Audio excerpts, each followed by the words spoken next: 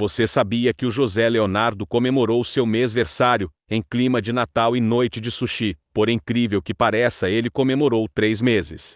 E ó, vovó Polly tá aqui na ação. Podem comer, né, Polly? Ainda não vi. Cadê ele? Tá lá no quarto, dormindo. Vai lá. É que ela chega, as Mari... Ó quem tá querendo comer, gente. Eu vou pegar o outro lá que não tem pimenta, tá bom? Assim, quero mais, ceviche. Eu vou Por favor. pegar o ceviche pra você, tá bom? Fala, por favor. Tá bom.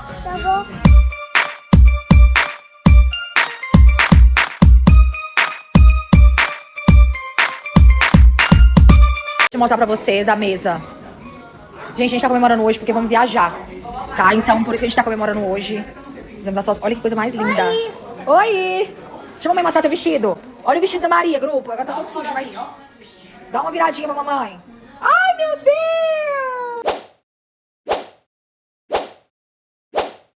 Oh, biruta!